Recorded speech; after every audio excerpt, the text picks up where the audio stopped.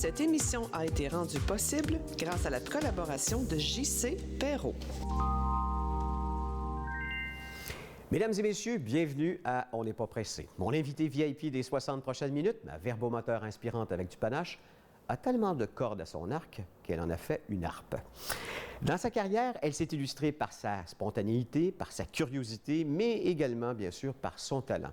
Elle a traité de tous les sujets de façon légère, des sujets capitaux, des sujets arides, mais également des sujets très touchants. Alors qu'elle parlait surtout de la culture et des artistes, son chemin de vie l'a amené à parler de la maternité, celle que l'on désire, celle que l'on vit, mais également celle qui nous échappe. Elle vient de lancer son 3e roman et elle pourrait même accoucher d'un 4e enfant en studio. Ça vous intéresse? Alors installez-vous confortablement, parce qu'ici, on n'est pas pressé.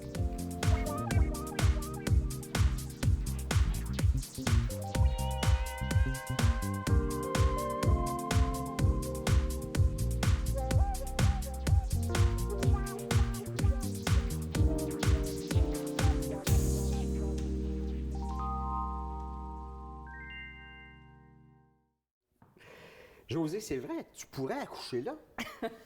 Oui, effectivement, je te confirme que tu vas être ma dernière apparition publique avant l'accouchement. T'es rendu à combien de semaines, là? Écoute, Je suis comme 37, je me disais, c'est je suis dans ma 37e semaine. Ah, ben tu vois, je suis pas pire. Effectivement. Et il y a du travail de fait, c'est pas le premier, hein?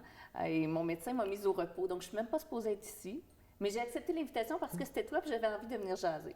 C'est drôle parce que toi et moi, je pense pas qu'on ait travaillé sur les mêmes plateaux, mais on s'est croisés partout dans tous les événements que l'on couvrait. Ben oui, étant donné qu'on était tous les deux dans le domaine de la culture, c'est ça. on s'est vus régulièrement, soir de première, lancement d'albums et compagnie. Mais non, on n'a jamais eu le plaisir de jaser en tête-à-tête comme ça.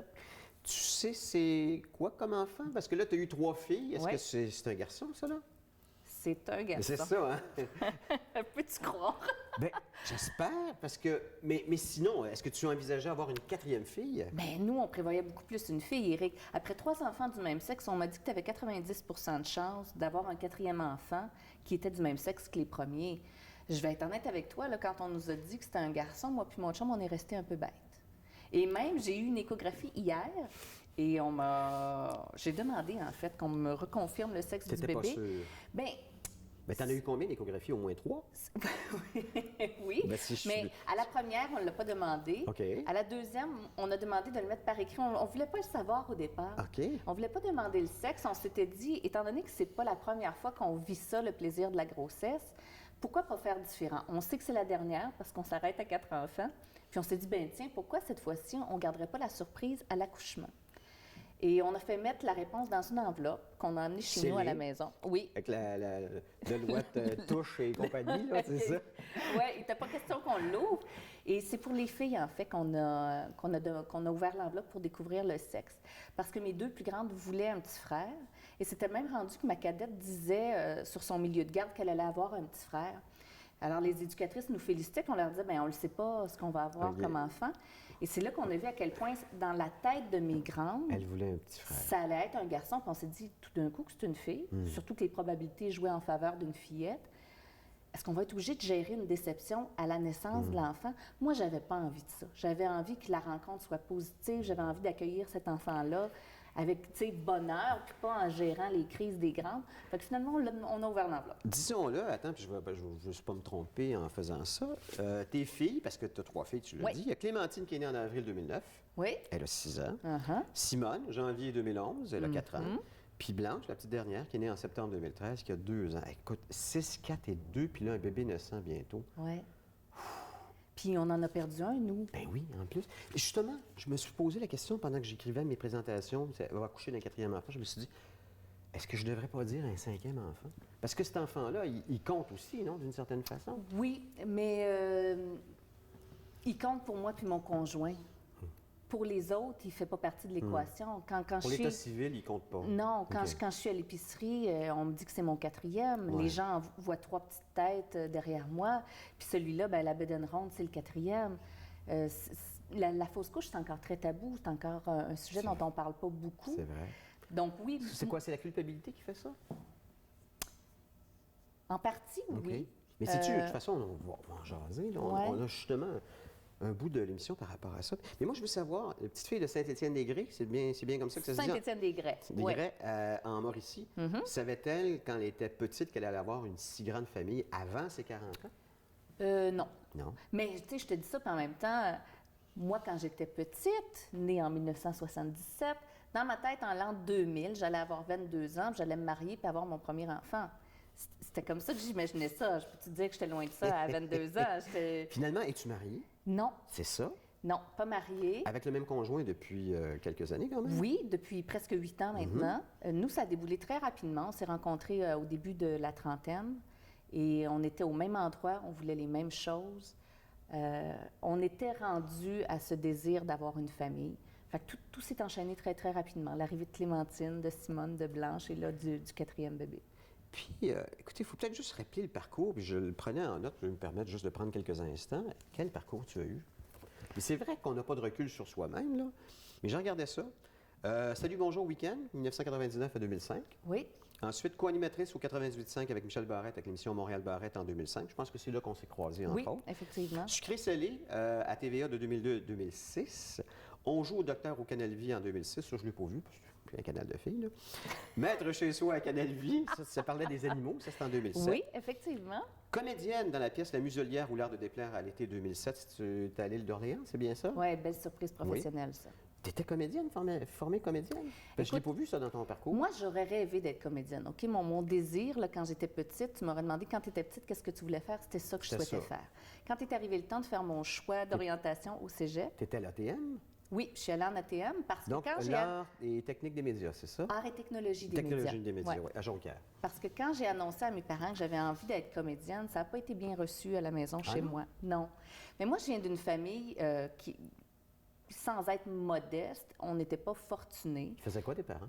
Mon père était enseignant, ma mère était infirmière. C'est des gens qui ont été élevés simplement, qui ont travaillé très fort pour étudier puis se trouver un métier dans la fonction publique avec une sécurité d'emploi. Ouais, c'est ça. Et pour eux, l'idée d'avoir une fille qui s'en allait comédienne avec aucun avantage social, aucune sécurité, c'était illogique pour eux de faire ça, surtout que moi, j'étais première de classe. J'aurais pu faire ma médecine si j'avais voulu. J'aimais les sciences. J'avais une facilité avec les études, avec T'étais une bolle. Oui. Une bolle. Fait que de gaspiller ça, parce que c'est le terme que mon père a utilisé à l'époque, de gaspiller ce talent-là pour s'en aller comédienne, c'était pas, ça a été très mal vu. Alors, mes parents ont accepté que je fasse quelque chose de connexe, qui était le journalisme, parce que pour eux, c'était plus sérieux. Et moi, dans ma tête, je me disais, c'est la porte d'entrée C'est drôle, pour ça. l'univers qui me plaît. Et c'est comme ça que je me suis retrouvée à la télévision en animation. T'es la seule, hein? T'es un enfant unique? Non. Non, j'ai un grand frère. On OK. est deux à la maison. Qui, lui, a décidé la sécurité? Oui, mon frère a un parcours très, très différent de moi. Moi, je suis l'extravertie, celle qui a envie que ça bouge et qui a besoin d'un environnement très, je dirais, D'adrénaline? vivant. Vivant, Oui, et disons d'adrénaline. vivant. OK. Mon frère a un tempérament plus introverti, un petit peu plus calme. Et il a exercé différents métiers au courant de sa vie. Il a changé de branche, comme on dit en bon québécois, régulièrement. Mais on est très, très, très différents, effectivement. Proche aussi? Oui et non. C'est drôle. Parce que t'es parce- parti jeune aussi pour vivre Oui. ta vie dans les médias. À 17 ans, moi, C'est j'ai ça. quitté la maison pour C'est ça. étudier en ATM à Jonquière. À Jonquière, ouais. Et par la suite, je suis jamais revenue en Mauricie, dans mon coin de pays. Je me Tu suis n'y es jamais promenée. retourné? Plus jamais? Non, tu dois quand même retourner, voir. Ben, j'y retourne, Oui. évidemment, visiter mes C'est parents, ça. mes grands-parents. Oui. La grande majorité de ma parenté est encore à Saint-Étienne-des-Grès, donc c'est sûr que j'y vais. Puis toi, quand t'arrives là, t'es-tu la superstar de la ville? Là? Je dis ville, c'est peut-être plus un village, je sais pas. Oui, c'est plus un village. Je te confirme. C'est plus un village. Ben écoute, non, je sens pas ça. Quand je reviens à Saint-Étienne, je suis la fille à Jacques-Élise. Ah ouais. Oui, je le sens plus comme ça.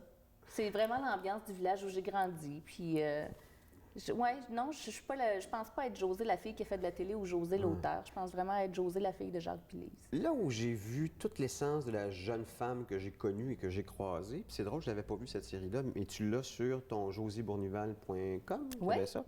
C'est la série Hakuna Matata que tu avais Oui. tournée pour le canal Évasion, qui a été diffusée en 2007, qui s'était tournée, imaginez, au Kenya et en Tanzanie, Ouais. où je t'ai vu, entre autres, boire du lait de vache, c'est ça? Non, pas du lait, du sang de vache. Avec du lait, d'ailleurs. Oui. OK. Puis de manger, mâchouiller une feuille d'un arbre. C'était quoi cette série-là, Hakuna Matata? Hakuna Matata, c'est un projet personnel. C'est moi qui avais envie de faire des safaris en Afrique et qui n'avais pas les moyens d'en faire. Et je me suis dit, ben pourquoi pas proposer un projet qui m'amènerait à en Fait que t'as vivre. développé ton projet en te disant, c'est Oui. ça qui va m'amener à réaliser une partie de mes rêves. Exactement. Oh, wow. Donc, j'ai développé ce projet-là qui consistait à parcourir le Kenya et la Tanzanie, à rencontrer les peuplades sur place, puis à faire différents types de safaris. Pourquoi j'ai l'impression que tu n'avais pas beaucoup voyagé avant de faire ça? Ça se peut-tu? Ou tu avais effectivement voyagé? J'avais pas beaucoup voyagé. Non, effectivement. Fait que tu pars, attends un peu, là. Tu pars de Dorval puis tu t'en vas en Tanzanie. là. Oui. Comme, on va faire un premier voyage. La Floride, ça ne te tentait pas avant? New Non. York? Non? Trop Paris? commun. Oui, bien sûr. Trop commun, il faut quelque chose de différent, il faut se démarquer. OK. Donc, non, effectivement. Moi, l'Afrique m'a toujours attirée. Les rythmes africains me plaisent. Il y a quelque chose de sauvage, de méconnu. Et maintenant, bon, on parle souvent d'aller faire le Kilimandjaro. Là, c'est une destination qui est peut-être C'est vrai. touristique C'est vrai. pour les gens d'ici. Oui. Mais quand nous, on a fait la série, c'était très, très peu développé. Donc, il y avait ce côté-là de défricheur, de découvrir des choses que les gens n'avaient pas eu le loisir de voir jusqu'à présent. Ça m'attirait énormément. Autre émission que tu as fait, et c'est proche de toi maintenant, puisque tu parlais dans cette émission-là de livres, c'est le livre chaud Oui. que tu avais fait à Vox de 2007 à 2011. Donc, tu avais déjà là un grand amour de la littérature. Toujours. Ça Est-ce m'a que été... tu savais qu'un jour tu allais écrire des romans? Est-ce que c'était dans ton plan de carrière, Non. ça? Vraiment pas. Non. C'est à force de lire que tu te dis, ah, peut-être que je pourrais écrire? Non plus. Non plus. Moi, l'amour des mots, l'amour de la littérature, ça m'a été transmis par mes parents, qui très jeunes m'ont initié à la lecture, m'ont appris l'importance de bien parler mon français. C'est vrai, tu le parles encore très bien. Bien, je me T'as débrouille pas pas perdu. pire. T'as pas perdu. Je me débrouille pas pire. Ça, c'est mes parents vraiment qui m'ont inculqué ça. Ça faisait partie des valeurs familiales à la maison. Donc, j'ai grandi avec ce désir-là de bien communiquer, de bien m'exprimer, puis le plaisir des mots, vraiment. Le bon mot avec la bonne intention, Oui. c'est ça. Donc, la littérature, les auteurs, les romans d'ici, ça a toujours fait partie de ma vie. Moi, je suis une lectrice, une boulimique à ce niveau-là. Un petit peu moins depuis que j'ai des enfants parce que je T'as dors moins de moins. temps, oui, c'est J'ai ça. moins de temps. Mais effectivement, ça a toujours fait partie de ma vie puis j'ai toujours aimé ça. Non, c'est vraiment un concours de circonstances qui m'a amené à écrire des romans. Chronique première chaîne à Radio-Canada à l'été 2008. Oui. Oui, tu te souviens de ça. Bien Oui. vert à Canal Vie. Série intéressante, 2008 à 2010. Vous alliez visiter des familles, vous leur montriez comment économiser de l'argent tout en étant écologique, c'est ça? Exactement. As-tu cette fibre-là écologique? Oh oui, Beaucoup? absolument. Non seulement j'ai la fibre écologique, mais ça aussi, ça fait partie des valeurs familiales chez nous. Tu sais, on parle beaucoup là, du compostage ces temps-ci, mais moi, il y a 30 ans, mes parents compostaient déjà. Là. Donc, j'ai été élevée avec le fait que c'était tout à fait naturel de ne rien jeter, de réutiliser. Quand De je disais retourner que à la terre. je viens d'une famille également où le gaspillage, c'était pas admis. Là, on recyclait tout. Là, un sac de plastique, on jette pas ça peut servir à plein de choses. c'est vrai. Et j'ai encore cette mentalité-là, j'avoue. T'es-tu une gardeuse? C'est ça Ouais. que tu es en train de me dire? Oui, bien, gardeuse, mais réutiliseuse. OK. Dans Ben, le justement, on sens va en où parler tout à l'heure. j'accumule Ouais, pas, c'est mais bien. j'essaie de réutiliser. OK. oui. Tu as joué dans la pièce Les Vrais Mâles à l'été 2010. Ah oui. Donc, tu as regoûté à ce plaisir d'être comédienne. Uh-huh. Le documentaire Saint-Alloué en 2012, qui t'a fait ça avec Karina Marceau, mais Oui. c'est basé sur ta propre histoire. Quand tu as eu Clémentine, que tu as voulu allaiter ton enfant, tu n'as pas pu donner de ton lait. Clémentine est née prématurément. C'est Ça a ça. été ça le problème. Moi, j'ignorais que les bébés prématurés n'avaient pas de réflexe de succion. Tant que tu n'es pas confronté à cette réalité-là, ça. tu connais très peu de choses sur le sujet. Et effectivement, je me suis retrouvée dans la situation de 50 des femmes qui accouchent prématurément, c'est-à-dire incapacité à allaiter uniquement au lait maternel, mon enfant. Et je dirais le problème avec les prématurés, c'est que dans leur cas à eux, avoir accès à une source de lait maternel, c'est vraiment la différence dans bien des cas entre la vie et la mort. Donc, pour ces petits bébés fragiles-là, c'est important de pouvoir allaiter. Puis c'est malheureusement ces mères-là qui ne peuvent pas, C'est bien ça. souvent. Donc, on peut prendre le lait de toute autre mère et le donner à un grand prématuré et ça va faire la job. Oui, c'est ça. C'est un don de vie extraordinaire. On parle souvent des dons de sang, mais Ouais. les dons de lait maternel sont un cadeau pour les nouveaux parents qui sont bouleversés par l'arrivée inopinée d'un enfant qui arrive 2 mois, 3 mois trop tôt. C'est un cadeau extraordinaire. Et c'est tout récent qu'on a accès à ça ici. Et c'est depuis ce temps-là que tu parles plus à ma femme qu'à moi. Oui, voilà. Parce que c'est un projet qui est épaulé par la Fondation Emma Québec et José travaille à la Fondation Emma Québec. Exact. Premier roman, Baby Boom, février 2013. Oui, Ensuite, ton deuxième, Le vrai Bing Bang, en février 2014, qui est le Baby Boom 2. oui. Et là, tu viens de publier, là, donc le mois dernier, Roman Bébé Boom, la réplique sismique. Et tu en as même un quatrième dans le fourneau, on va dire, un peu comme un bébé. Oui. Comme un quatrième enfant. Exact. Quelle sorte d'écrivaine es-tu ou de romancière, devrais-je dire, parce que c'est un roman? Tu t'assois, as-tu une discipline ou c'est selon l'inspiration du moment? Ah non, moi, je suis très structurée. Moi, je ne m'assois pas si je ne sais pas ce que je vais écrire. J'improvise pas devant mon clavier. Moi, j'ai étudié à l'INIS, l'Institut national de l'image et du son, en 2008. À ce moment-là, moi et mon chum, on savait qu'on voulait une famille. Je voyais mal comment j'allais concilier ma vie d'animatrice en télé et le rôle de mère que je souhaitais tenir. Alors, je me suis dit, je vais me mettre une corde de plus à mon arc, je vais devenir scénariste pour le petit écran. Donc, j'ai étudié pour écrire des comédies dramatiques, des séries télé et tout ça.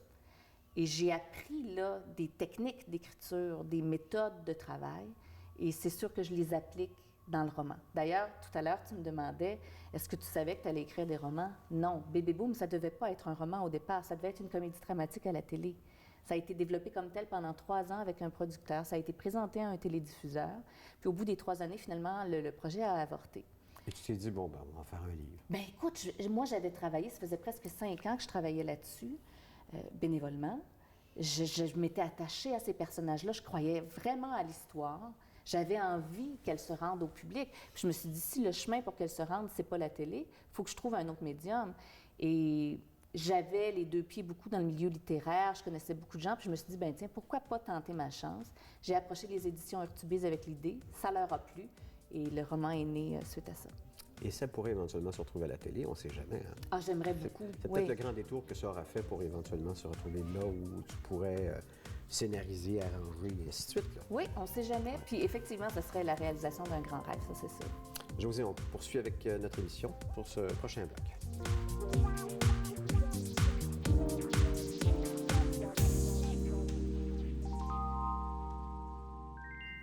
Si vous venez de vous joindre à nous, sachez que mon invité est Josée Bournival. Josée, pour qui j'ai beaucoup d'admiration, non seulement personnelle, mais aussi professionnelle. Ah, c'est gentil, merci. C'est bien d'être, je te dirais, d'être constant dans ce métier-là, et tu l'as été. Non seulement constante, mais aussi tu t'es toujours améliorée. Tu as toujours pris des défis de plus en plus grands. Et peut-être le défi le plus grand, c'est celui d'avoir une famille en parallèle d'une carrière. Ah, c'est clair. Absolument. Parce qu'il faut faire des choix à un moment donné. Ça n'a pas toujours été des choix faciles, ceci dit, parce que moi, j'ai vraiment mis la pédale douce sur les activités télévisuelles. Ça a été un gros sacrifice pour moi de faire ça, parce que c'est un milieu que j'adore, qui me nourrit, que je trouve très vivant. Mais j'avais envie d'être une mère présente, une mère qui était disponible. Faut dire que ça part aussi de ma situation familiale. Mon conjoint est contrôleur aérien, a des horaires atypiques, travaille en rotation de jour, de soir, de nuit, semaine, fin de semaine. Donc, ça prend un des 2 parents qui est disponible à ce moment-là pour les enfants. Et moi, j'ai fait le chois de l'être. Es-tu une maman comme ta mère était une maman? Ou c'est une autre, Oh, quelle une autre bonne approche? question. Je pense que c'est différent parce que le contexte social est très différent, entre autres. Mais c'est sûr que j'ai beaucoup de ma mère, les valeurs que je transmets. Tu sais, j'ai été élevée par elle, je garde beaucoup de ce qu'elle avait. Puis je le réalise aussi au contact de mes enfants, à quel point j'ai de ses comportements, de ses réflexions. Même si on ne voudrait pas. Autant que mauvais, oui, voilà. C'est ça. Évidemment, on remarque souvent les mauvais, mais les bons également, je le vois que j'ai gardé beaucoup d'elle. Je veux dire, j'ai reçu Moi, j'ai eu une très belle enfance. Je viens d'une famille unie. Mes parents sont encore ensemble. J'ai eu un beau modèle parental, puis c'est sûr que je m'en inspire. Et tu as dit que tu as été élevée dans une famille qui recyclait tout. Oui. Hein? On parlait de compostage. Puis là, dans tes 5 sujets, il y a l'environnement. Donc, les joies du seconde main. Oui. Sais-tu quoi? Moi, je découvre ça, moi aussi. Oui? Oui. Écoute, moi, ça me fascine. Moi, avant, j'achetais tout neuf. Puis ça coûte cher. Non seulement ça coûte cher, mais t'as pas autant de plaisir, finalement. C'est Mais drôle, tu hein? sais quoi, c'est ça. Quand tu trouves ce que tu voulais Le bargain. à petit prix, Oui. il y a un sentiment de... À chaque fois que tu portes l'affaire, le vêtement ou quelque chose d'autre, tu Oui. dis, hey, gars, j'ai pas payé cher. Puis je vais te dire, avec les enfants, en tout cas, Ah, tu sais, ben moi oui. qui en accueille un Ben, quatrième, en là, plus, ben oui. à un moment donné, il faut que tu fasses des choix Faut que tu coupes à quelque financiers. part, absolument. Donc, d'aller vers le seconde main pour les jouets, pour les vêtements, je trouve que ça vaut vraiment la peine, surtout en bas âge. Aujourd'hui, les familles sont petites. Souvent, il y a un garçon, une fille, ou quand il n'y a pas carrément juste un enfant. Donc, les vêtements qu'on achète seconde main pour les enfants, ça a été porté en bas âge, 3 mois C'est par ça. un Même enfant, pas, ouais, c'est c'est vrai. neuf. C'est vrai. C'est c'est neuf, vrai. puis tu paies ça une fraction du prix. Ça vaut vraiment la peine. Regarde, tu vois, c'est un hasard, je n'y avais pas pensé, mais la robe que je porte, je l'ai achetée usagée. Ah oui? Oui. Fait que tu vas dans des friperies? Il y a des friperies qui existent. Pour les enfants, moi, j'aime beaucoup Boomerang Kids. On les retrouve en ligne, même on peut passer une commande directement en ligne. Ça, c'est fabuleux parce que souvent, dans le seconde main, tu ne peux pas acheter en ligne. Il faut que tu te déplaces en personne. Il y a un seul item, C'est ça. telle grandeur. Boomerang Kids est une franchise extraordinaire qui met tout son inventaire en ligne. Il y a du beau. Les critères de sélection sont élevés. Il n'y a jamais de taches, jamais de trous sur les vêtements. Vous savez là, que c'est impeccable. Ça coûte pas cher. Et ça coûte pas cher. Fait que donc ça, c'est acheté en ligne, ça. Minitrad.ca, qui est un autre site qui, eux, propose des vêtements pour enfants, mais pour femmes également. Ils ont une section maternité. Je me suis dit, pourquoi pas? Ben oui. Tu vois, tu me l'aurais pas dit, je me suis. Ah, tu vois, puis Kijiji est aussi C'est un vrai. site intéressant. Et ça, pour peu importe ce que vous pouvez chercher, là. On en a qui sait un mot, c'est la Banque de lait maternelle d'Emma Québec, entre autres, qui est chapeautée par Emma Québec, la Fondation Emma Québec. Oui. On n'en entend pas beaucoup parler, mais n'empêche qu'elle est cruciale pour la vie de grands prématurés Oui. en ce moment. Puis c'est une de tes causes, ça. Et c'est récent qu'on a cette banque de lait de disponible. Alors que ça existe ailleurs. Oui, depuis plusieurs années, au Canada, il y en a une à Vancouver. Dans le documentaire que j'ai fait avec Karina Marceau, Saint-Aloué, on y est allé. Et c'est fascinant de voir à quel point il n'y a aucun désavantage à mettre ça sur pied. Ça coûte des peanuts, ça sauve des vies. Et il y a des gens qui disent... ouais, mais là, c'est pas une question de vie ou de mort, le lait maternel. Pour les bébés prématurés, oui, ce l'est. Et qui plus est, ça se paye tout seul, dans le sens où ce qu'on sauve en frais d'hospitalisation pour les Absolument. bébés, Absolument. en frais de soins de santé dans les unités néonatales, ça repaye la banque de lait. Puis l'infrastructure d'une banque de lait n'est quand même pas de très, très haute technologie. C'est-à-dire Mais que non. c'est l'extraction, Oui. ensuite on congèle ce lait-là, puis C'est ensuite ça. on peut le distribuer à des bébés qui en ont besoin, là. Oui, c'est tout simple. Et c'est un don d'une générosité incroyable. Il y a plusieurs femmes qui ont la chance de produire du lait en quantité industrielle. Elles allaitent de toute manière leur bébé. Elles en expriment de toute manière à la maison. Donc, il reste à l'apporter après ça, puis à le traiter pour que ça soit donné à des bébés qui en ont vraiment Ouais. Puis C'est besoin. comme un don de sang, mais c'est un don de lait. Exact. Ça peut sauver un enfant. Oui. Parlons de la culture québécoise, toi et moi, qui l'avons vue sous toutes ses coutures. Tu en penses quoi? Bien, je trouve qu'on la maltraite. Moi, j'aimerais qu'on prenne conscience que notre identité passe beaucoup par la culture, que c'est important d'encourager les gens d'ici, que c'est important d'acheter les auteurs d'ici, d'écouter la télé d'ici. Il y a plein de bonnes choses qui se font à travers le globe et je ne suis pas en train de dire qu'il faut fermer nos œillères c'est puis ça. arrêter de regarder, mais on a une richesse incroyable ici et on ne le sait pas. Et tu sais quand est-ce que j'ai réalisé ça? C'est quand je suis allée à la Foire du livre de Bruxelles l'an dernier. J'ai été invitée là-bas par un éditeur qui a acheté les droits de mon roman Bébé Boom. Et j'ai eu une discussion avec lui là-bas, puis il me disait, moi, je veux publier des auteurs québécois en Belgique et en Europe francophone parce que vous avez une qualité qu'on ne retrouve nulle part ailleurs dans la littérature. Une spécificité. Oui, une facilité à parler des émotions. Ah ouais, les Européens sont plus prudes là-dessus? Oui, ils sont davantage cérébraux. Ah, Ils OK. vont moins aller dans le détail, dans l'intériorité des personnages. Nous, on s'étend en largeur sur leur vécu, leurs états d'âme, Ben, c'est leurs notre côté émotions. plus latin, peut-être. Ben voilà. Ouais. Et lui disait ça, c'est une caractéristique qu'on retrouve dans pratiquement tous les romans québécois. Et moi, qui ai travaillé comme animatrice dans une émission de littérature, je n'avais jamais remarqué ça. Alors, il fallait que ça vienne de l'extérieur C'est ça, hein? pour que je constate à quel point on a vraiment une identité, on a des forces, des spécificités. Il faut en être fier. Est-ce qu'on peut vivre la littérature? Ben moi, je peux pas. Non, En tout cas, en ce moment. Non, mais tu sais, tu es quand même rendu à ton 3e roman. C'est Oui. des briques de 500 pages. Oui. D'ailleurs, je veux faire un petit mea culpa personnel à Josée. D'habitude, je lis chacun des livres qui me sont envoyés. Celui-là, je n'ai pas pu le faire pour des raisons personnelles, parce qu'on a eu un décès dans la famille. Alors, il a fallu que je me concentre sur d'autres choses. Mais j'ai quand même pu parcourir je l'ai feuilleté un peu en diagonale.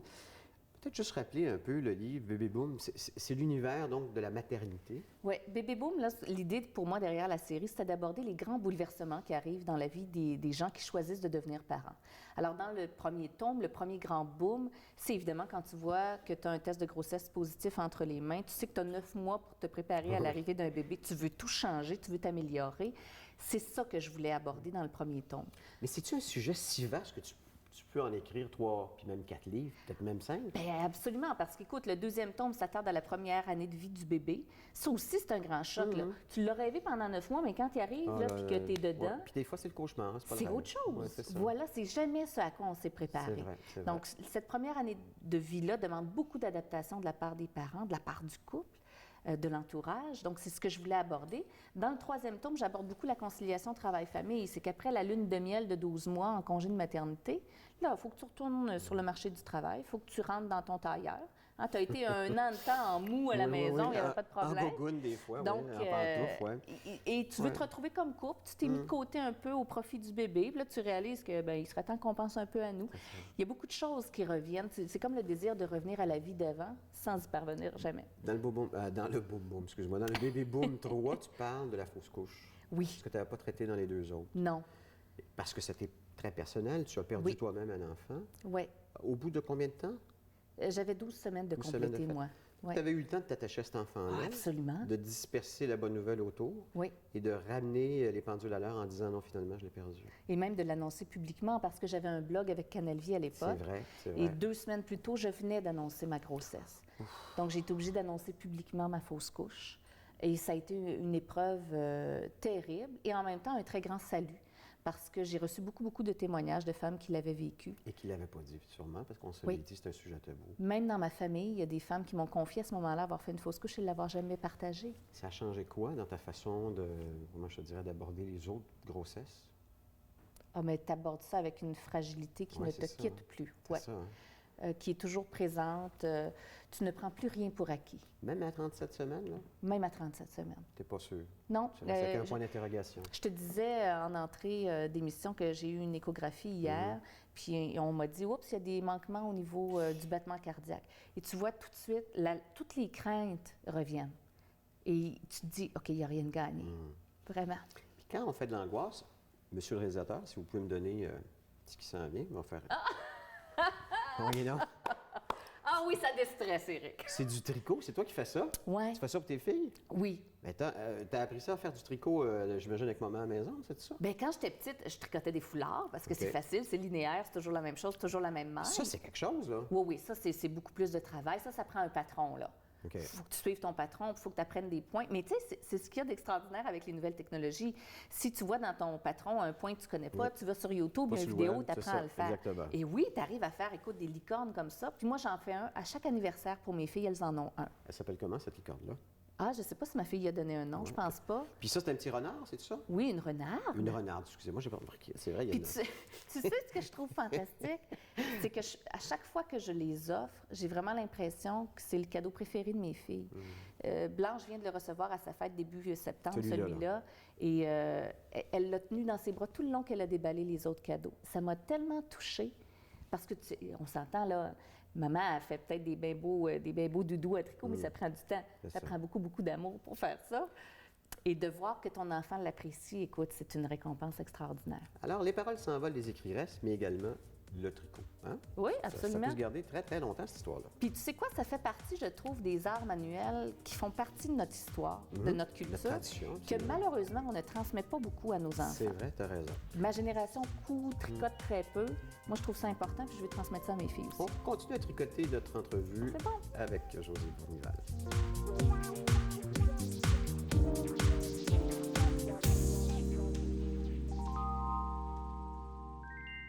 Je suis tellement honoré que tu aies décidé de faire ta dernière entrevue avant ton accouchement avec moi, vraiment. Parce que, tu sais, il peut arriver des contractions, là. Ah, ben j'en ai, je te confirme. T'en as là? Oui, j'en Ah ai. oui? Fait que c'est un bébé très actif. Oui. Oui. J'ai un petit garçon très vigoureux qui témoigne bien, qui est en santé puis qui bouge largement, surtout la nuit. Est-ce que ça va? Oui, bien c'est ça. Donc, est-ce que je devine que les nuits sont courtes avec, rendu à la 37e semaine? Oui, hein. Tu sais quoi? Elles sont très longues, au contraire. Ça dépend quelle perspective, Oui, t'as c'est raison. ça. T'as raison. Je fais beaucoup d'insomnie, cette grossesse-ci. On m'a dit que c'était hormonal, que c'était normal. Puis évidemment, ben là, rendu, écoute, avec une bedaine comme ça, juste se retourner dans le lit, ça prend 15 minutes pratiquement. Donc, j'exagère, mais c'est plus pénible, c'est plus difficile, effectivement. Je te pose la question, puis je connais la réponse. Tu te sens-tu comme une planète ou comme une baleine? On serait rendu là. Hey! Bien, sais-tu, je suis partagée. OK. Je suis partagée. Je me sens vraiment comme un gros cachalot. Ça, je te le confirme. Effectivement. Mais non, je le vois quand même que je suis une planète. T'es que Gaïa. T'es Ah, Gaïa oui. qui donne la vie. Oui, il y a quelque chose de terriblement nourrissant à porter la vie, à sentir un bébé bouger en soi. Et comme je sais que c'est ma dernière grossesse, j'essaie d'en profiter vraiment, de mettre de côté tous les désagréments, la chaleur qu'on a eue au mois de septembre, l'humidité, Oui, c'est plus vrai. capable. Y a-tu fait assez chaud en plus? Ah, écoute, j'essaie de ne pas juste voir ça, même si c'est très présent, puis de m'émerveiller encore de ça.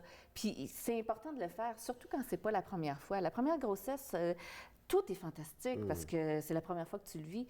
Rendu à la 4e, on dirait que tu y penses moins. Est-ce que je me trompe? D'habitude, on accouche beaucoup plus rapidement pour le deuxième, troisième et même quatrième enfant que le premier.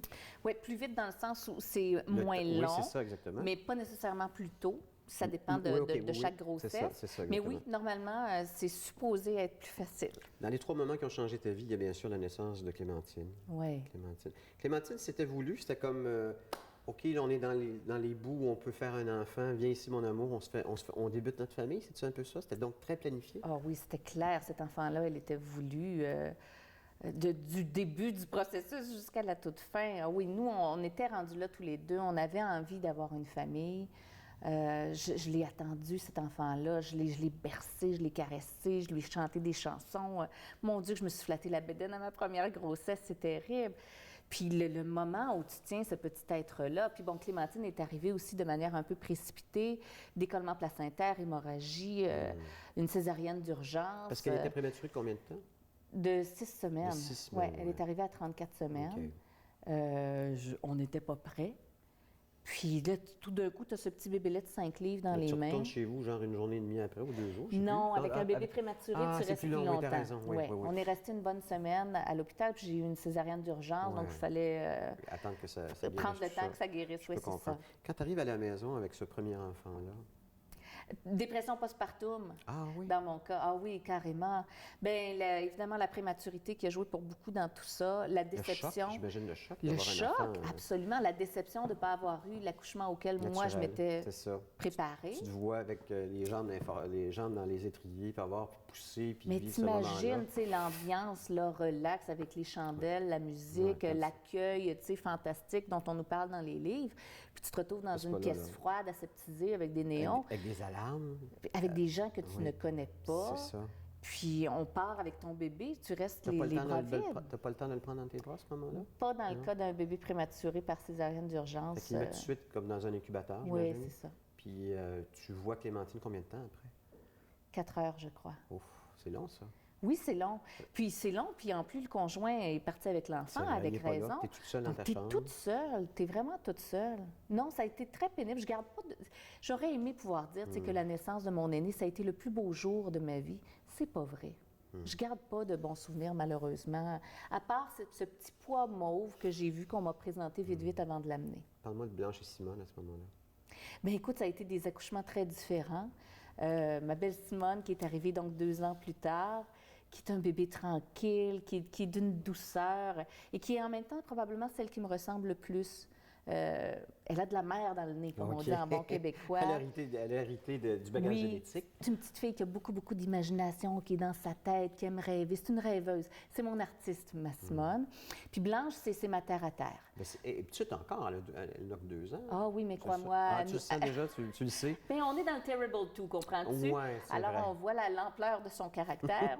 Mais depuis sa naissance, c'est un petit bébé très affectueux, très terre-à-terre, très grounded. D'ailleurs, c'est ma plus costaude, ma plus grande. OK. C'est mon chêne, je trouve. Elle est bien enracinée. Oui, j'ai trois popounes très différentes. J'ai bien hâte de voir Ouais, ce qui nous attend. Quelle relation as-tu avec un enfant dans ton ventre versus une fois qu'il est sorti? Pour moi, il n'y a pas de différence. C'est la même chose? C'est la même chose. Tu as juste la chance de découvrir autre chose que tu n'as pas eu le temps de découvrir. Entre autres, l'apparence physique. Il y a des détails qui vont te sauter aux yeux, mais tout d'un coup, tu fais « Ah, c'était ça le mouvement que je sentais ». Moi, je me souviendrai toujours, Simone, lorsque je la portais dans mon ventre, je trouvais qu'elle avait comme c'était des grands mouvements, très lents, très différents des coups de pied que les autres ont pu me donner. Et quand je la tenais dans mes bras, Simone, elle s'étirait comme un chaton. Et j'ai réalisé, mais tu vois, c'est ça qu'elle faisait dans mon ventre. C'est la continuité. Il n'y a pas vraiment de différence pour moi. Tu dois avoir hâte de voir. Ah oui. Puis Tu vas l'appeler comment, tu sais-tu? Oui, mais je me garde la surprise. J'ai posé la question sans nécessairement vouloir la Mais réponse. tu sais quoi? C'est la première fois que je suis incapable de visualiser de quoi va avoir l'air mon bébé. Les autres fois, je les imaginais, mes filles. J'imaginais, bon, tu sais, des petits cheveux frisés, Mais là, des yeux c'est peut-être bleus. parce que c'est un garçon. Je sais pas. Je sais pas. Mais j'ai aucune idée. J'ai très hâte. Es-tu prête à ce moment-là? Oui et non. Oui, parce que, mon Dieu, j'ai hâte de le connaître, j'ai hâte de le présenter aux autres enfants, j'ai hâte de le tenir dans mes bras et d'avoir la confirmation qu'il y a tous ces petits morceaux, il est bien vivant, que ça va bien. Mais comme c'est ma dernière grossesse, il y a un deuil à faire aussi qui vient avec tout ça. S'il était différent des 3 autres, quand je dis différent, s'il avait un handicap ou quelque chose, est-ce que tu y penses à ça aussi? Ou t'aimes mieux pas trop l'aborder? Non, je t'avoue, j'essaie de ne pas penser à ça. On vivrait avec. Oui, hein. Je pense, peu importe ce que c'est. ça, ton enfant. Tes enfants, tu les prends comme ils sont, puis tu sais que même s'ils naissent, puis que tout est correct, ça peut se modifier avec les Aussi, années. c'est vrai. Puis, tu sais, parfois, une maladie physique versus un caractère de cochon, c'est aussi problématique l'un que l'autre. C'est juste un problème différent. Donc, non, on va accepter ce qui va se présenter à nous. Tu en as parlé, ta dépression en 2008. C'était une dépression postpartum que tu as vécue? Ou c'était une dépression professionnelle? C'est davantage professionnel. C'est avant de tomber enceinte de Clémentine que j'ai fait une dépression. Ah, OK, donc c'était avant, c'est ça. Oui. Mais en 2007, moi, j'ai perdu quelques contrats à la télé. Ça m'a beaucoup affectée. Les émissions se terminaient pour différentes raisons. Fin d'un cycle. Oui, oui, absolument. Et j'étais pas préparée à ça. J'étais davantage carriériste dans la vingtaine. Je savais plus vraiment vers quoi me tourner. Si je faisais pas ça, qu'est-ce que j'allais faire? J'avais l'impression de ne pas avoir d'autres talents, pas avoir d'autres aptitudes que je pouvais utiliser. Et je pense que ça m'a vraiment rentré dedans. J'ai eu l'impression que je ne servais plus à rien. Le téléphone ne sonnait plus. Non, c'est ça. J'ai comme eu un creux de vague et vraiment, ça m'a affectée. Puis j'ai pas réalisé sur le coup que j'étais en dépression jusqu'à ce qu'évidemment, j'ai pas le choix de me frapper le nez sur un mur puis de... Tu l'as découvert toi-même ou c'est le docteur qui t'a dit « Madame Bournival, vous êtes en dépression » ? C'est mon médecin, je pense, qui le premier m'a planté la petite graine dans la tête que peut-être j'aurais besoin de médication. Puis j'ai refusé parce que ça se pouvait pas. Non, c'est ça. Que je sois en dépression. Une superwoman ne fait jamais ça. Ben non, voyons donc. Mais à partir du moment où on m'a dit ça, effectivement, force était d'admettre que j'avais plus envie de rien, que je pleurais tout le temps, que ce qui normalement m'animait ne m'animait plus. Donc, à un moment donné, il a fallu que je retourne voir mon médecin et je dise, mais vous savez quoi, vous avez raison, aidez-moi. OK. Là, il te donne une prescription, tu t'en vas chez vous puis tu fais, attends, ça, c'est la panacée, il faut régler le problème. Oui. Qu'est-ce que tu as changé pour ne plus tomber dans cette dépression-là?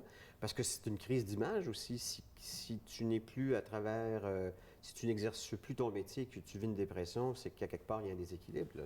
Oui, bien moi, j'ai fait une psychothérapie. J'ai vraiment eu besoin de ça, d'aller fouiller dans mes bébites pour me rendre compte que je cherchais à me définir uniquement par mon travail, ce qui n'est jamais très bon, je pense. C'est le piège de bien des gens.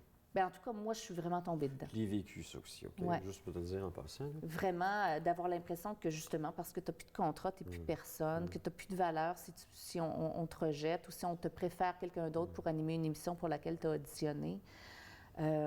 Et il a fallu que je me remette face à mon miroir personnel, puis que je me dise, OK, t'es pas juste une animatrice, t'es une amie, t'es une fille, t'es une amoureuse, puis t'as des qualités à travers tout ça, puis d'accepter que les gens puissent aimer ça aussi, parce que je pense que quand tu connais un certain succès à la télévision, que tu es dans l'œil du public, t'en viens à croire que les gens t'aiment à cause de ça.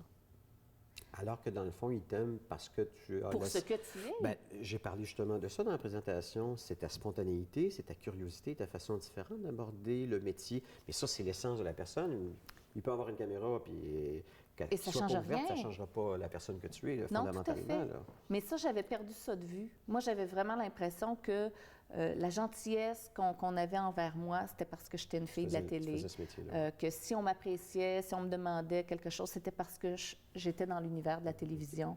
C'était pas pour moi, la fille, l'humaine, la femme, qu'on m'approchait, mais pour mes talents de communicatrice. C'est quoi tes 3 plus belles qualités? Wow, quelle bonne question. Oh, je suis sûr que ma tête est capable d'y répondre. C'est chiant, moi, de ça. Mes 3 plus Mais belles j'ai pas qualités. parlé de défauts, hein, Ben, j'ai je suis parlé de qualités. authentique. Oui, ça va. Bon, ben ça, c'est... Oui, hein, ça OK. c'est une qualité. Je suis OK. authentique. Moi, tu sais à quoi t'en tenir avec moi. What you see is what you get, comme Ouais, disent les Anglais. c'est assez clair. OK. Je pense que je suis une fille... Hey, quelle bonne question, Seigneur. C'est une autre qualité. Il m'en manque juste 2, là. Ben oui, c'est pas pourtant, ça devrait être facile. Mais Hein? c'est ça, tu Ouais. vois. Je t'avais demandé 3 défauts, tu me les aurais sortis de même. Oui, probablement. Probablement. Mais je sais pas. Je vais prendre ta prochaine pause pour y penser, puis je vais te répondre dans la OK. conclusion. À la conclusion, il faut que tu m'en sortes 2 autres, OK? C'est bon, c'est OK, bon. correct. Mais je comprends, parce que quelquefois, c'est une pudeur aussi, on veut pas Ouais. juste dire, tu sais. C'est drôle comment on est capable de dire nos défauts, puis pas nécessairement nos qualités, hein? OK. C'est vrai. 3 citations qui définissent José. Il y a plus de courage que de talent dans la plupart des réussites. Et ça, c'est Félix Leclerc qui a dit ça. Et que c'est beau. Et que c'est encourageant aussi quand tu n'es pas certain de toi, de tes compétences, de te dire, bien, tu sais, si au moins je bûche, il Ouais. va y avoir un résultat au bout du compte. Ça me fait penser à Jacques Fauteux. Tu te souviens de Jacques Fauteux Oui. avec Lise Payette? J'ai travaillé avec lui à un moment donné. C'est pas un homme qui avait un énorme talent, mais son talent était tellement bien ciblé et il était tellement dédié à sa job que j'ai compris la grande carrière d'un gars comme Normand Fauteux. Mais puis tu vois, c'est là où moi j'en viens avec cette citation-là. Il y a des gens qui ont énormément de talent puis qui vont faire des feux de paille. C'est vrai. Parce que ce ne sont pas des travailleurs, ce ne sont pas des gens acharnés, passionnés, qui veulent durer. Mais quelqu'un qui travaille, qui est à sa place, qui fait son travail avec acharnement, avec envie amour. de bien faire, Avec amour, perdure. absolument. L'autre citation. Ce que la chenille appelle la fin du monde, le maître l'appelle le papillon. Ça, c'est probablement la plus ancienne des 3 citations qui me touchent. Je ne sais même pas de qui Non, elle c'est est. ça, hein? Mais c'est clair que quand tu es face à un coup dur, tu as envie de chialer, tu as envie de te plaindre, tu comprends pas pourquoi ça t'arrive à toi, tu fais donc pitié. Mais parfois, avec le recul, tu réalises que finalement, c'était un beau cadeau que la vie t'avait fait parce que ça t'a amené où tu devais être plutôt C'est ça. qu'où tu voulais aller. Je dis tout le temps qu'un coup de pied, ça te fait avancer d'au moins de 2 pieds. Là. C'est déjà ça. C'est déjà ça. Hein? C'est quand même pas pire. Et la dernière de tes 3 citations, cultive ce qu'on te reproche, c'est toi. Ça, c'est Éric Emmanuel Schmitt. Je ne la Ouais. comprends pas. Explique-moi exactement le sens. Qu'est-ce qu'on peut te reprocher de toi que tu dois cultiver? C'est ça que je me suis posé comme question. C'est ta différence. C'est souvent ça. Ah, OK. On Parce que- critique la Ah, OK, différence je des comprends. gens. Et OK. je pourrais te donner un exemple. Oui, vas-y. Moi, en début de carrière en télévision, je ne compte plus le nombre de fois où on m'a dit « Des cheveux roux frisés, c'est pas à la mode. Tu devrais te redire les cheveux, puis si tu étais châtaine avec des mèches blondes, ça serait mieux. Ouais. Puis tu sais quoi, à un moment donné, j'y ai cru. Là, je me suis dit « Ça va me nuire dans ma carrière. Mais maintenant, il ne se passe pas une semaine sans qu'on m'approche sûr. en me disant « Oh, la rousse frisée qui Eh était à oui. Salut Bonjour. Eh oui. Oh, la rousse frisée. C'est ça. C'est ma marque de commerce maintenant. Et ce que les gens n'aiment pas nécessairement de nous, c'est ce qui nous envie. Ça, C'est vrai. C'est avec que je l'ai appris. Puis tu vois, autre chose qui pour moi résonne avec cette citation-là, qui cultive ce qu'on te reproche, moi, toute ma vie, on m'a dit arrête de jouer ces mots. On m'a dit ça, ma mère me disait ça, mes chums m'ont souvent dit ça quand on avait des chicanes. Là, tu joues sur les mots, tu sais très bien ce que je veux dire. Et c'est vrai que pour moi, le sens la des mots précision est très des mots est très important. importante pour toi, Mais oui. tu sais quoi, maintenant, je gagne ma vie grâce à ça. Voilà. Alors, j'ai cultivé ça au lieu de, justement, essayer de m'en départir. Je suis sûr que tu nous as dit 4-5 qualités, puis qu'on va les reprendre à la fin. Tu vois, ça va bien aller. On continue avec José Bonhiver.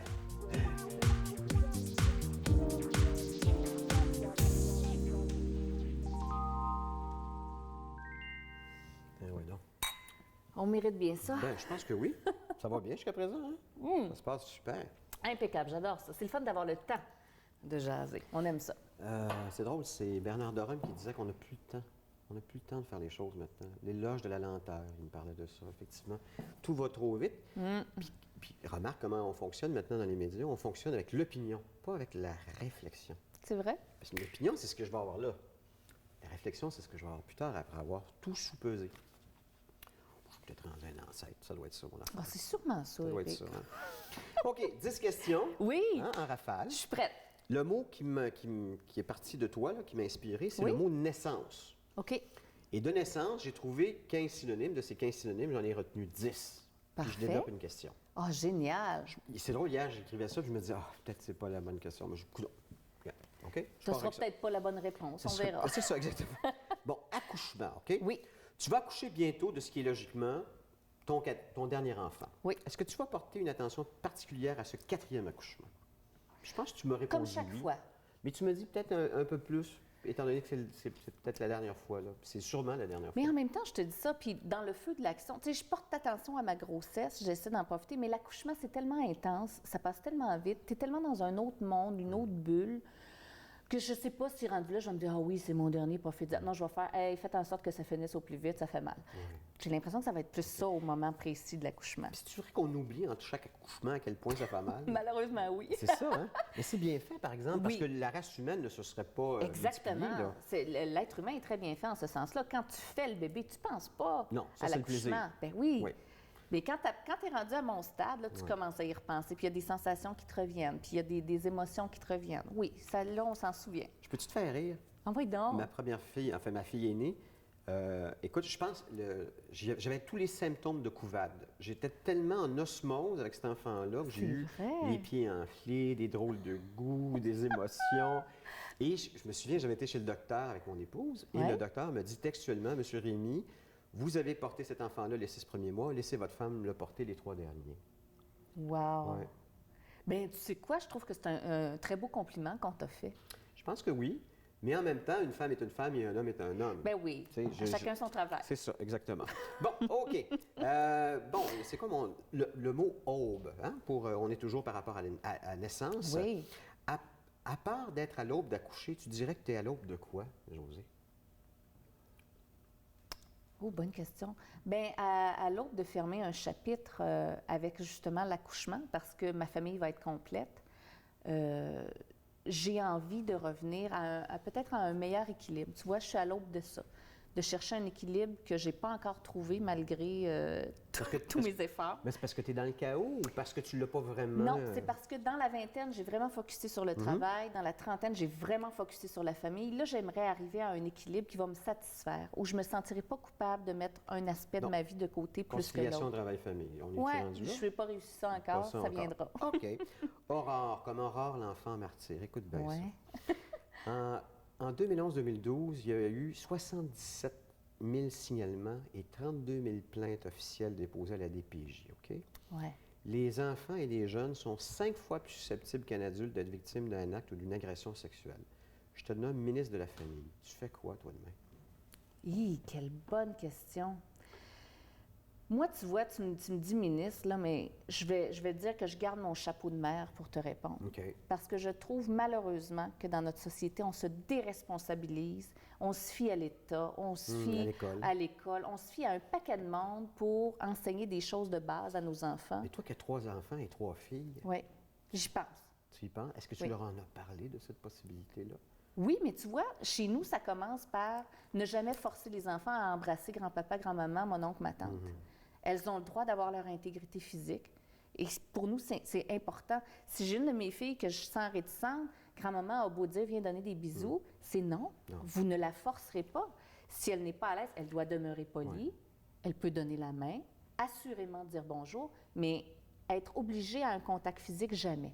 Et ça, pour moi, c'est très important, mais ça fait partie de mon travail de parent. Et là, tu as un garçon qui s'en vient, puis tu as 3 autres filles qui vont être plus Ouais. vieilles. On le sait, il y a plus de risques envers les filles qu'envers les gars. Est-ce que ça t'inquiète, cet aspect-là? Est-ce que tu vas être capable de protéger tes filles? Bien, je pense Autant que ton garçon, Je parce pense que- que la seule chose que je puisse faire, c'est les outiller de mon mieux. C'est ça. On espère leur donner suffisamment confiance en elles pour qu'elles sachent reconnaître qu'elles n'ont pas à se soumettre à des actes qui ne leur plaisent pas, peu importe de qui ils proviennent. On espère les outiller suffisamment avec la parole aussi pour être capable de parler s'il y a un De se malaise. défendre, absolument. Oui, voilà. OK. Avènement. Qu'attends-tu qui n'est pas encore arrivé? Je suis pas du genre à attendre. Moi, je suis du genre à aller chercher ce que je veux. J'avoue, je suis pas très patiente. Ah non? Non. Quand je veux quelque chose, je OK. mets en œuvre ce qu'il faut pour l'avoir, si ça m'intéresse. Si c'est important pour moi, je suis prête à travailler, à mettre les bouchées d'eau Fait pour que aller si ça chercher. n'arrive pas, tu provoques. J'ai tendance à faire ça. Fait qu'est-ce que j'attends quelque chose qui n'est pas arrivé? Je pense pas. OK. De gagner le million, peut-être. Ou plus. Ou plus. Hein? Commencement. Qu'est-ce que tu adores commencer, toi? Ah, plein de choses. Comme? Commencer une recette avec les filles. J'adore ça. 10 minutes plus tard, c'est le bordel, puis je suis tannée, puis j'ai hâte que ça finisse. Mais le commencer, j'adore ça. Commencer l'écriture d'un roman, fascinant, parce que toutes les possibilités sont ouvertes. Ça, c'est absolument génial. Commencer une nuit. Tu te couches, mon Dieu, c'est donc le fun de te dire que pour les 8 prochaines heures, tu peux dormir. Alors que tu vas en dormir fantastique. seulement 2. Oui, voilà. Oui, c'est ça. Mais puis commencer une journée, c'est la même chose. Tu te lèves, puis mon Dieu, tu sais pas exactement tout ce qui va t'arriver dans la journée. Le commencement est toujours bien excitant. Création. Quelle est la plus belle invention de l'homme? On parle d'une invention matérielle? Ou autre? C'est une question ouverte comme ça. Oh, c'est une bonne question. La plus belle invention de l'homme. Mais tu sais, j'aurais tendance à te répondre des choses qui ne sont pas physiques puis qui ne sont pas nécessairement des inventions. Vas-y, c'est correct. Mais Je ne vais pas te souffler ta réponse. sinon, tu sais, des inventions, je te dirais le purel pour une mère de famille, c'est une bien bonne C'est invention. une pas pire affaire. C'est oui. pas pire, oui. OK. Ouais. Parfait. Début. Si tu pouvais revenir au début de ta carrière, qu'est-ce que tu ferais ou aborderais différemment? Ma relation avec la notoriété. Tu vois, avec le recul, j'aurais peut-être gagné à avoir un début de carrière moins fulgurant. Avoir le temps de faire tes classes puis t'habituer à l'attention publique. En fait, à apprécier chacun des succès plutôt que à la limite de les prendre pour acquis. Ah. Parce que quand ça s'enchaîne puis ça vient vite, tu te dis, bon, ben, Parce que t'es jeune, t'as quoi, t'as début vingtaine, là, ça commence à t'arriver, ça? oui, C'est ça. oui, On au est- tout début de la vingtaine. On n'est pas ferré au début là, pour faire face à ça. Là. Non, puis dans mon cas, c'est vrai que tout a déboulé très rapidement. Puis j'ai pas su, je pense, apprécier chaque étape. Si ça avait été un petit peu plus lent, j'aurais peut-être espéré gravir les échelons davantage, puis apprécier chacun des pas que j'aurais fait. J'appelle ça le syndrome Garou. Oui, bien, Tu sais, Garou, c'est un Oui. bel exemple. oui, effectivement. Du jour au lendemain, méga star. C'est ça, exactement. Puis des fois, ça dérape. Oui. Puis c'est le même cas pour Rock Voisine, tu sais, qui est du jour au lendemain. C'est sûr que quand ça va lentement, tu voudrais toujours que ça aille plus vite, Plus vite. mais au moins, tu apprécies le chemin C'est un ça. peu plus, je C'est un pense. apprentissage, hein, ce métier-là, pour tous ses aspects. Ah oui? Oui. Oui, puis c'est pas facile. Les gens pensent que ce n'est que positif d'être reconnu, d'avoir une notoriété. Mais plus avec les réseaux sociaux. Là. Maintenant, c'est plus... Avant, ça allait. C'est autre chose, Oui, hein? vraiment. Le rapport avec le public est bien différent. Oui, Parce qu'on peut dire n'importe quoi sur n'importe qui. Puis souvent, il y a l'anonymat, ce qu'on n'avait pas avant. Enfin, rarement, on l'avait. ouais, c'est vrai. Départ. La vie est faite de début et de fin. Quel départ redoutes-tu de plus? La fin de quelque chose. Ah ben la mort d'un de mes proches. Oui, tu l'as Ah pas oui. vécu, toi? Écoute, moi, j'ai jamais vécu de deuil à part ma fausse couche. J'ai encore mes parents. J'ai encore grands-parents? 3 de mes grands-parents. OK. Donc, moi, je suis même pas rendue à penser que mes parents peuvent décéder parce qu'il y a encore une génération en avant Ouais. d'eux. Ils ont quel âge, tes parents? Début 70. OK. Ouais. Donc, ça va devenir une réalité à un moment donné. Là, quand Ben, on c'est est dans ces sûr. chiffres-là, là. C'est sûr. J'ai la chance, honnêtement, d'avoir des parents qui sont encore en très bonne santé, qui prennent soin d'eux. Mais c'est sûr que de penser qu'eux pourraient partir, ouf. Racine. Qu'est-ce que tu aimerais que tes enfants retiennent de toi? Que je les aime. C'est ce que le plus précieux dans le Ah fond. oui. C'est la seule affaire qu'on ne peut pas acheter en magasin. Hein. Ouais, c'est ça. Tu vois, ça me rend très émotive juste le dire, mais si mes enfants comprenaient ça, que chaque choix, chaque punition même, c'est une manière de les aimer, de leur apprendre la vie, de leur inculquer des valeurs. Les encadrer.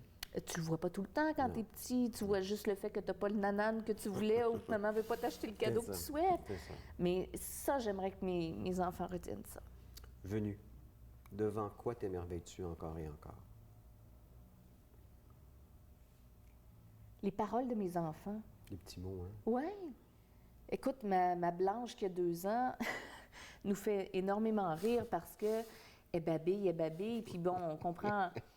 Il y a des mots qu'on saisit, là, mais la plupart du temps, on ne comprend pas vraiment ce qu'elle dit, mais elle peut, tu sais, te faire un discours d'1 minute avec des intonations, puis tu vois qu'elle se croit, puis qu'elle partage vraiment quelque chose, puis nous, on l'observe avec intérêt, mais on ne sait pas ce qu'elle veut dire, mais ça, c'est fascinant. Ça, puis tout ce que les enfants peuvent nous sortir. Ma Simone, dernièrement, m'a demandé « Maman, es-tu sûre que le bébé est dans ton ventre? » J'ai dit « Oui, pourquoi? Regarde comment le ventre à maman, il est gros. » Oui, mais elle dit « T'es sûre qu'il n'est pas dans tes fesses aussi parfois? » Ça, écoute, je l'ai ri pendant 10 minutes. Avoue que c'est savoureux. C'est incroyable. Puis un adulte m'aurait dit ça, j'aurais été très insultée. Oui. Mais venant de ma fille de 4 ans, j'ai trouvé ça très attendrissant. Ou Clémentine, qui me demande un jour, Simone, c'est quoi? J'ai dit, qu'est-ce que tu veux dire, Simone, c'est quoi? Mais elle dit, est-ce que c'est un fruit ou une couleur? Parce qu'elle s'appelle Clémentine, puis la Benjamine s'appelle Blanche. Alors elle s'est dit, maman a choisi des noms d'objets. Fait que Simone, ça doit être quelque chose. Elle voulait savoir ce que c'était. Mais tu vois, Clémentine, on est dans les agrumes, nous autres, ici, on est pas pressés. Tu vois, il y a comme un concept. C'est bon. Hey, là, c'est vrai, c'est la fin, tout de suite après ça.